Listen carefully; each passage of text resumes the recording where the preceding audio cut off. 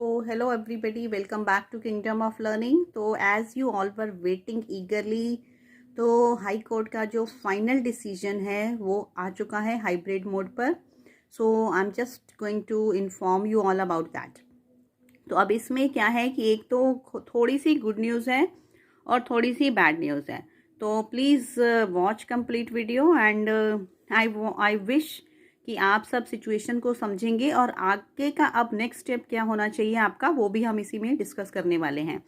तो एक्चुअली जो अभी आज हियरिंग हुई है हाई कोर्ट में, उसमें जो लाइक स्टूडेंट्स की तरफ से जो पेटिशन डाली गई थी और उनके जो एडवोकेट थे उन्होंने लाइक पिछली हियरिंग में दिल्ली यूनिवर्सिटी को हाई कोर्ट ने ही एक बोला था कि आप लाइक हाइब्रिड मोड कर दें दिल्ली यूनिवर्सिटी में आउट स्टेशन स्टूडेंट्स के लिए. बट दिल्ली यूनिवर्सिटी ने उसके लिए मना कर दिया. Mean they don't want to go for hybrid mode. अभी मैं आपको वर्डिक्ट के बारे में, हियरिंग के बारे में बता रही हूँ. उसके बाद फिर हम डिटेल में डिस्कस करेंगे कि अब आगे क्या होगा और आपको क्या करना चाहिए.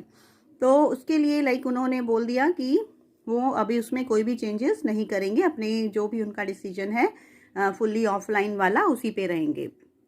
तो अब उसके बाद जो मीन्स जो स्टूडेंट्स के एडवोकेट थे उन्होंने ये बोला कि ठीक है, अगर आप हाइब्रिड मोड नहीं करना चाहते तो एटलीस्ट आउट स्टेशन स्टूडेंट्स को आप अटेंडेंस की रिलैक्सेशन दे दें.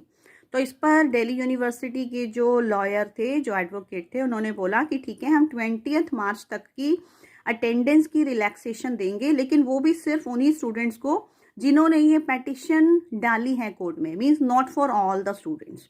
तो अब इसमें भी लेकिन फिर जो उन स्टूडेंट्स के जो एडवोकेट थे उन्होंने लाइक फिर से रिक्वेस्ट की कि ऐसा सिर्फ उन्हीं स्टूडेंट्स के लिए नहीं होना चाहिए, क्योंकि मीन्स उन स्टूडेंट्स ने सिर्फ अपने लिए नहीं किया था ये केस. उन्होंने लाइक आई रेड समवेयर कि उन्होंने बेचारों ने पैसे इकट्ठे किए थे कहीं से. अगर वो इस वीडियो को देख रहे हैं तो they can please share their whole experience and with others so that others should also come to know. तो उन्होंने फिर उनके एडवोकेट ने ही बोला कि ऐसा नहीं होना चाहिए कि सिर्फ उन्हीं के लिए ही रिलैक्सेशन और अटेंडेंस का सबके लिए होना चाहिए, सभी आउट स्टेशन स्टूडेंट्स के लिए अटेंडेंस का रिलैक्सेशन होना चाहिए.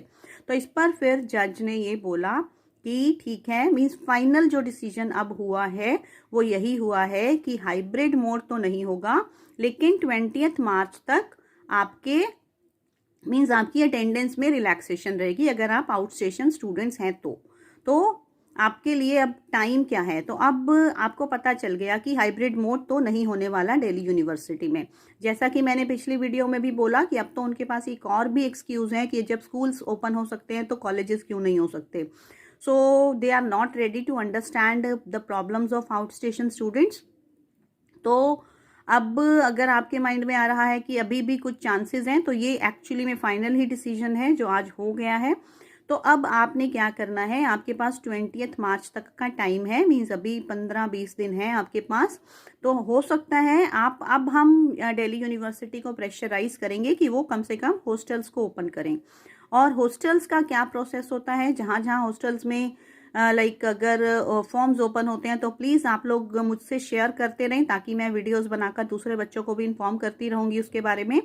और अगर आप हॉस्टल्स नहीं तो आप पीजीज वगैरह के लिए या फिर रूम्स रेंट पे ले सकते हैं. उसके लिए मैंने एक डिटेल्ड वीडियो बनाई थी, हाउ टू अवेल हॉस्टल्स वाली. आप प्लीज़ उस वीडियो को चेक करें, और उसमें मैंने एक बहुत अच्छी गाइडेंस दी हुई है आपको, ताकि आपसे कोई भी मिस्टेक ना हो. क्योंकि अब तो ये है कि आना तो पड़ेगा ही आप लोगों को दिल्ली में, बट आप अभी 20 मार्च तक का रिलैक्सेशन ले सकते हैं. आप आराम से तसल्ली से अपनी जांच पड़ताल करके, मीन्स एकदम से नहीं आए, तो उससे आपको थोड़ा सा फायदा हो जाएगा. So in this way you can just relax. And but इसमें अब यही है कि एग्जाम्स हैं, फर्स्ट ईयर के स्टूडेंट्स को तो अभी आने की ज़रूरत ही नहीं है, क्योंकि उनके तो अप्रैल तक एग्जाम्स हैं, तो वो तो एग्जाम्स के बाद ही आएंगे. और जहाँ तक फाइनल ईयर के स्टूडेंट्स हैं उनकी भी बहुत बड़ी प्रॉब्लम है. आई डू अंडरस्टैंड कि उनका अभी तक सब कुछ ऑनलाइन हुआ है, तो अब अचानक से उनको ऑफलाइन और एक लास्ट सेमेस्टर के लिए ही उनको सारा कुछ करना पड़ेगा. So but I think there is nobody to listen to the problems of the students.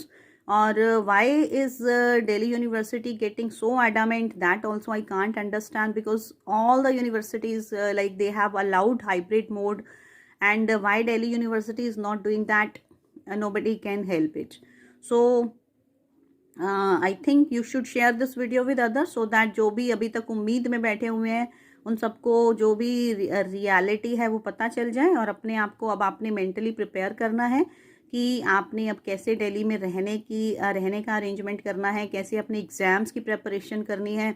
Main focus तो आपका उसी पे होना चाहिए। अभी तो आपके अप्रैल तक ओबी होंगे, और फिर उसके बाद जो ऑफलाइन एग्ज़ाम्स होने हैं उसके लिए भी आपको सोचना है, उसके लिए भी प्रेपरेशन पर ध्यान देना है। तो अभी आपके सामने बहुत सारे चैलेंजेस हैं।